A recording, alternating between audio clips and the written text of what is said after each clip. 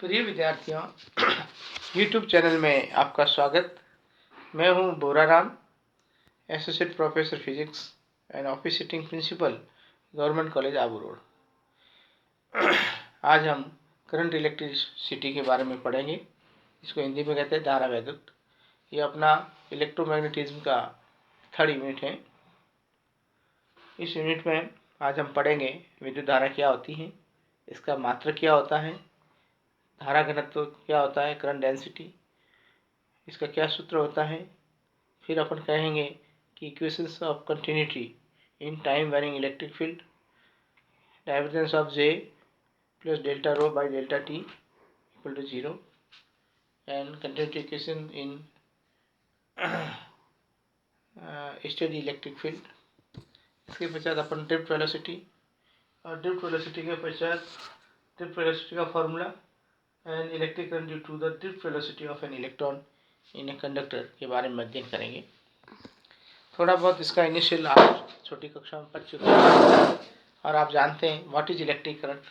Electric current is the rate of flow of electric charge, यानी किसी चालक में आवेश के प्रवाह की दर को विद्युत धारा कहते हैं। I बराबर dq बाई dt, या अपन कह सकते हैं I बराबर q बाई t। इसका मात्रक एम्पेयर होता है। 1 एम्पेयर बराबर 1 कूलम बटा 1 सेकंड। यदि किसी चालक में 1 कूलम आवेश 1 सेकंड में प्रवाहित होता है तो उसमें प्रवाहित होने वाली धारा को 1 एम्पेयर कहते हैं। अब अपन कहेंगे धारा घनत्व क्या होता है, जे। अपन ये कहेंगे कि एक चालक तार है, उसका अंतस्थ काट का क्षेत्रफल a है और उसमें से धारा I प्रवाहित हो रही है, तो उसके एकांक अंतस्थ काट से प्रवाहित धारा के मान को अपन धारा घनत्व कहेंगे। यानी जे बराबर I बटा a, और I निकालना है तो जे डॉट डी, इंटीग्रेशन में लिख दिया I बराबर जे इंटू ए, और इंटीग्रेशन में लगाए तो क्या लेंगे जे इंटू डी। ये एक सदिश राशि होती है धारा घनत्व। अब इक्वेशंस ऑफ कंटिन्यूटी अपन ये बार बार कहेंगे सातत्य समीकरण, इसका बहुत अधिक उपयोग होता है। अपन पढ़ेंगे divergence of J del rho by del T होता है। तो अपन कहेंगे कि समय के साथ परिवर्ती विद्युत क्षेत्र के लिए सातत्य समीकरण, टाइम वैरिंग इलेक्ट्रिक फील्ड के अंदर कंटिन्यूटी इक्वेशंस। तो अपन ये कहते हैं कि किसी चालक में से धारा प्रवाहित हो रही है, तो इसका मतलब यह होगा कि उस चालक का जो आयतन होता है उसमें से प्रति सेकंड कुछ आवेश घट रहा है। जब धारा प्रवाहित हो रही है इसका मतलब उसमें कुछ आवेश घट रहा है, यानी आवेश के प्रवाह की दर क्या होगी dq बाई dt। तो I बराबर क्या होगा माइनस dq बाई dt। धारा प्रवाह का मतलब उसमें से आवेश निश्चित आयतन से बाहर निकल रहा है। अब अपन कहते हैं कि यदि रो आपका आवेश घनत्व है और dv आयतन है, तो आवेश क्या होगा q बराबर रो इंटू dv, या इसको इंटीग्रेशन में लेना चाहिए तो q बराबर integration of rho into dv, ये आप जानते हैं। और I बराबर जे इंटू डी है, तो अपन ये दोनों मान रखें तो I की जगह तो J into D integration of, और इसकी जगह क्या लिखेंगे minus D by D T rho into DV. अब अपन गॉस डाइवर्जेंस पर में आपने पढ़ा था कि अपने गॉस के नियम का अवकलन रूप निकाला था, divergence of E equal to rho upon epsilon 0। इसमें अपन गॉस डाइवर्जेंस पर में क्या पढ़ा था कि ये सरफेस एरिया को किसमें बदलता है, वॉल्यूम में। तो जे की जगह क्या आएगा divergence of J into D V equal to minus, ये तो है ही अपना। तो अब देखिए divergence of J equal to D rho by D T, D by D T of rho minus में है, इंटीग्रेशन हटा दिया, डीवी से डीवी आयतन समाकलन हटा गया। तो divergence of J equal to D rho by D T, या divergence of J plus D rho by D T equal to 0। ये अपना सातत्य समीकरण। अब अपन कहेंगे समय के साथ अपरिवर्ती विद्युत क्षेत्र के लिए, अपरिवर्ती का मतलब नॉट वेरिंग, यानी स्टेडी इलेक्ट्रिक फील्ड के लिए, स्टेडी फील्ड का मतलब कि वो विद्युत क्षेत्र परिवर्तित नहीं रहता है, स्थिर रहता है, उसके लिए डी बाई डी टी परिवर्तन की दर क्या होगी 0 होगी। Divergence of J equal to 0, divergence of J equal to 0, या del dot J equal to 0। ये अपनी कंटिन्यूटी इक्वेशन होगी इन स्टेडी इलेक्ट्रिक फील्ड। अब कहते हैं drift velocity. What is drift velocity? तो आप देखिए कि किसी भी चालक में मुक्त इलेक्ट्रॉन की संख्या बहुत अधिक होती है और वो इलेक्ट्रॉन हर संभव दिशा में गति करते रहते हैं। उसकी जो स्पीड होती है वो 10⁵ मीटर पर सेकंड होती है। अब और उनका माध्य वेग जो होता है वो 0 होता है, औसत वेग 0 होता है, क्योंकि उसकी गति जो होती है वो रैंडम मोशंस होती है, यादृच्छिक गति होती है, जिगजैग मोशंस होती है। लेकिन जब उसके ऊपर अपन विद्युत क्षेत्र लगाते हैं तो इलेक्ट्रॉन एक निश्चित दिशा में गति करते हैं, उसमें एक निश्चित डायरेक्शन आ जाती है।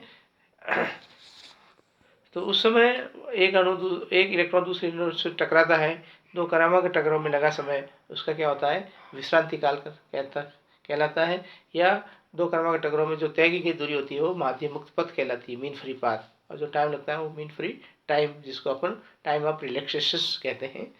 तो अपन ये कहेंगे कि विद्युत क्षेत्र के प्रभाव में इलेक्ट्रॉन एक निश्चित दिशा में गति करते हैं, क्षेत्र की विपरीत दिशा में, और विद्युत क्षेत्र के प्रभाव जो इलेक्ट्रॉन की जो गति होती है, जो औसत वेग होता है, उसको अपन कहते हैं अपवहन वेग या अभिभाव वेग कहते हैं।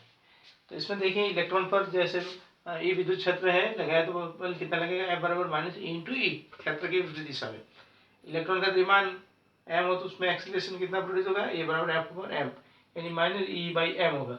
और अपन जानते हैं Vd equal to A into tau, इसकी जो इनिशियल वेलोसिटी अपन मान लीजिए 0 है, या औसत जो वेग है, इनिशियल वेग है वो 0 है, तो Vd बराबर ए इंटू टो, टो अपना टाइम ऑफ रिलैक्सेशन है, तो Vd बराबर माइनस E/m इंटू टो, ये इसका ड्रिफ्ट वेलोसिटी का फॉर्मूला है, जिसको अपन मॉडुलस में ये ले सकते हैं।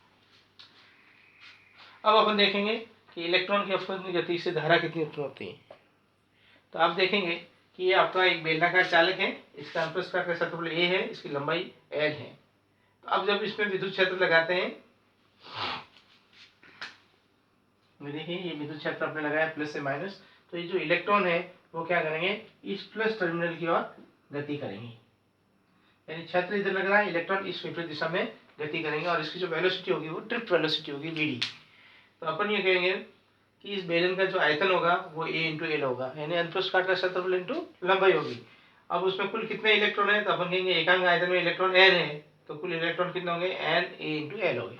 और उस चालक में कुल आवेश कितना होगा, तो ये जितने इलेक्ट्रॉन है उसको इलेक्ट्रॉन के आवेश से गुणा कर दो, तो n l इंटू ई। अब अपन कहेंगे कि इलेक्ट्रॉन Vd वेलोसिटी से l दूरी तय करता है, इस चालक l दूरी को पार करने पर Vd दूरी से Vd वेग से वो तय करता है, तो लगा समय कितना होगा, दूरी बटा समय l अपॉन Vd। अब धारा कितनी प्रवृत्ति, delta Q by delta T, delta Q की और डेल्टा टी की वैल्यू रखी, तो l से l कट जाएगा, I बराबर NeA Vd। n क्या है, इसकी एकांक आयतन में इलेक्ट्रॉनों की संख्या है, यह आवेश घनत्व है, और ये इलेक्ट्रॉन का आवेश है, ये अंतःस्कार का क्षेत्रफल है, Vdf की ड्रिफ्ट वेलोसिटी है। ज़्यादा से ज़्यादा अपन Vd की वैल्यू ये लिख सकते हैं। एक होती है मोबिलिटी, मोबिलिटी में क्या होगा कि इसकी जो ड्रिफ्ट वेलोसिटी है वो आरोपित विद्युत क्षेत्र के समानुपाती होती है, यानी Vd अपॉन ई, इसको अपन मोबिलिटी म्यू कहेंगे, यानी एकांक विद्युत क्षेत्र से उत्पन्न अपवहन वेग को अपन गति मोबिलिटी या गतिशीलता कहेंगे। इसको अपन अगले पीरियड में, अगले वीडियो में और बताएंगे डिटेल में।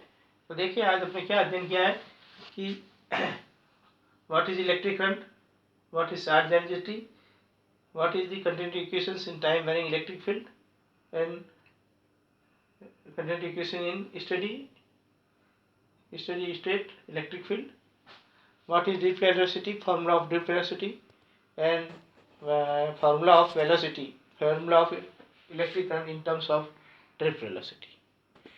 आपको समझ में आया होगा। धन्यवाद।